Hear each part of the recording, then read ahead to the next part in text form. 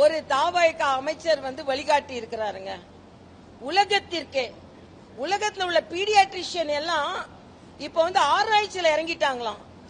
எப்படி நமக்கு தெரியாத ஒரு சிகிச்சையை தமிழ்நாட்டில் உள்ள ஒரு அமைச்சர் பொடி செய்து, அதுவும் பொதுவெளி அரங்குல பொடி செய்து, செல்போனை வச்சு பொடி செய்து, அதுவும் பீஸ எல்லாரும் நம்ம கையில தான் வாங்கி பார்த்திருக்கோம். பொடிக்கு பீஸ அவர் அரணா வைத்து அவர் பொடி செய்தா, இப்படி பொடி வைத்து நடக்கின்ற அமைச்சர்கள் தமிழ்நாட்டில் இருக்கிறாங்களே, நம்மலாம் போய் அதை தெரிந்து கொள்ள வேண்டும். அது குழந்தைகளுக்கு அது எனக்கு ஆச்சரியமா இருக்கு. நீங்க செய்யற தப்பு. ஒரு பக்கத்துல முதலமைச்சர் அவர்கள் போதை விழிப்புணர்வு ஓட்டத்தை ஓட்டுகிறார், ஆனால் இவர்கள் ஆட்டத்தை காண்பித்துக் கொண்டிருக்கிறார்கள்.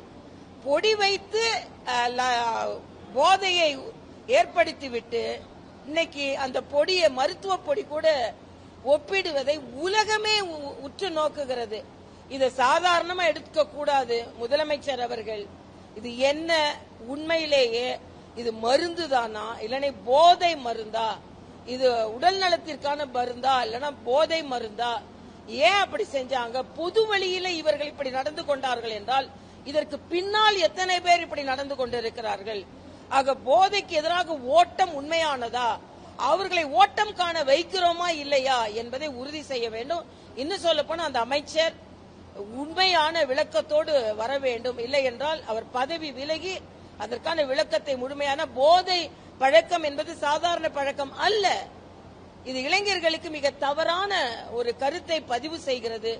அதனால் அவர்கள் பயன்படுத்தி இருந்தால் நிச்சயமாக தண்டனைக்குரியவர்கள் என்பதை நான் தெரிவித்துக் கொள்கிறேன்.